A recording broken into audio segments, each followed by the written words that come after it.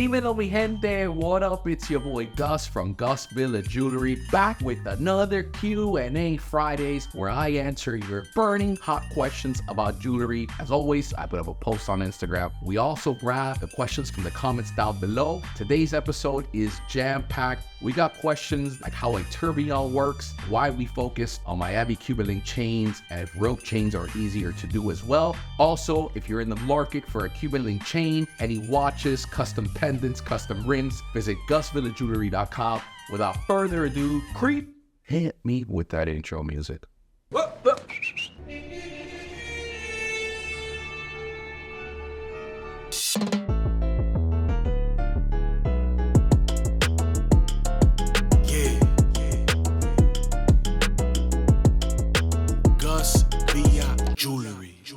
Question number one comes from the bad boy NYC. He wants to know, what are the best watches with $1,000 budget? Listen to me, that is a very, very loaded question because I could literally make an entire video just about this. And in fact, I'm gonna make one with a lot of options. But right now, if you only had two options to choose from with $1,000, without going into too much detail, number one, the Seiko Presage cocktail tie. It's beautiful, it's really simplistic, it's a banger for $1,000.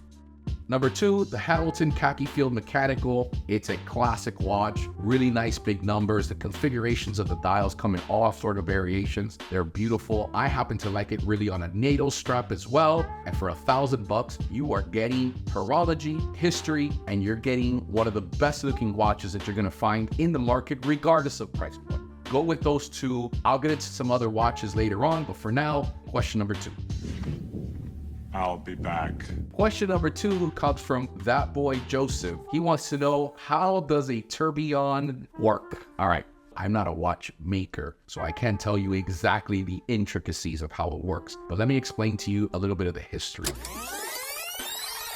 Before, everyone used to wear a watch on their actual wrist. Everyone used to have a time clock. Usually you would have it in one part of the city, one part of the town, and then after that you would have wall clocks. Now what happens? With any pendulum that swings or rotor that spins, you're gonna get a counterbalance. That's how it would wind the watch. But some sides are heavier than others because of gravity. So eventually that time would be off by a little bit over several days, sometimes weeks, months. How they came up with a solution to that problem is they created what's called a tourbillon. Again, I'm not a watchmaker, but the point of a tourbillon is anywhere that gravity pulls down, it counters that exact movement on the opposite side.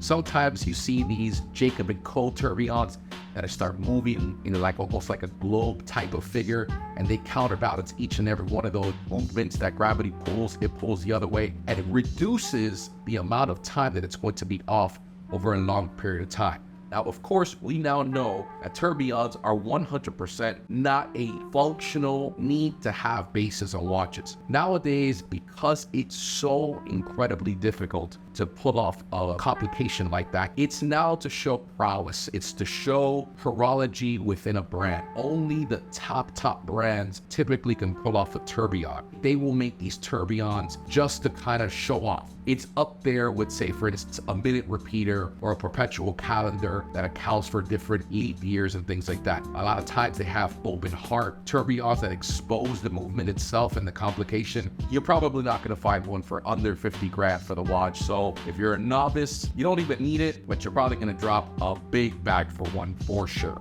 Next question. Question number four comes from that Jules guy 22. He wants to know, why do watch dealers do consignment? Number one, for those who don't know what consignment is, using consignment as a form of selling would entail that the person who's going to be selling me the watch doesn't necessarily sell it to me at once. Now, there's two types of transactions. You want to sell your Rolex, you call me and say, hey Gus, I have a Submariner and I want $11,000 for it. For me to make money, I would have to buy that $11,000 Rolex for about $8,000 to $9,000. I would have to leave it in my showroom and it could be there for 2 to 3 months, and I'll make those $2,000 over the span of however long it takes for me to push that particular product. Number two is consignment. Consignment says, hey Gus, I'll give you $11,000 if I could take a consignment fee of 5%, 10%, whatever it is. That watch, I don't give you that money until it's actually sold. What are the benefits of that as a dealer? I don't have to tie up so much capital in watches. Now, one of the down parts of it, of course, the responsibility of holding really high-end watches and you responding for them should anything happen.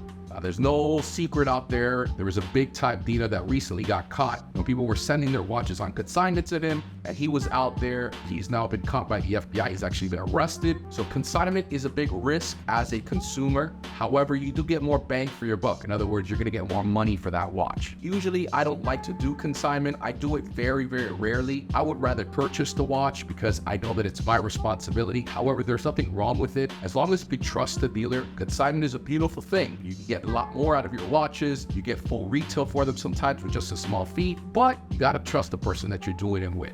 Next. Question number 4 comes from Edwin_Nodes. He wants to know, how much per gram could I get a 14mm Cuban chain from you right now? Here's the beautiful thing. I have a full-blown website that'll give you most of the prices that you're curious about anyway. That's why I built the website. However, prices will vary. The smaller chains are going to be a little bit more on the premium side. Middle tier chains, 7 to 8 and 9 millimeters, and then you can get a better deal on the other ones. Of course, if you are going to wire or you're going to pay cash, we always have a little bit better of deals because there's a lot less fees that we have to pay with the credit cards. But if you want to know what I'm selling for right now, go on the damn website. Stop asking me this damn question. It's the one time I'm going to address it, but just go on the website. It's GusBillardJewelry.com. That's why I built the damn website. Go away. Next question. Question number 5 and final question comes from eManny86. He wants to know, do you focus on Cuban link chains because it's easier to make as compared to a rope or a Franco chain? Do you make rope chains? There are certain patterns of chains that just look better machine made. No matter how good I make a rope chain, there isn't a surefire way to know that it's done by a machine or handmade. In other words, the differences are so similar, and even if you get the best looking rope chain out there, a machine could probably make it even better, the links even tighter. The rope chain has now been perfected by Italian machines. The Cuban link chain is different. The Cuban link chain hasn't been replicated by the Italian machines, but it cannot get as good as a handmade one. The spacing is still off, the file is still off, and the overall finish and polish is not the same. That's why I focus on Cuban link chains, because it's the one thing that you can definitely tell. Rope chains, get them Italian made, they're just as beautiful. Franco chains, the exact same thing. The only other one that does look better handmade are the Figaro chains as well, because again, you can file down Figaro chains, and the file is something that's really, really unique to something that's handmade. So therefore, those two, I do make them myself. But even then,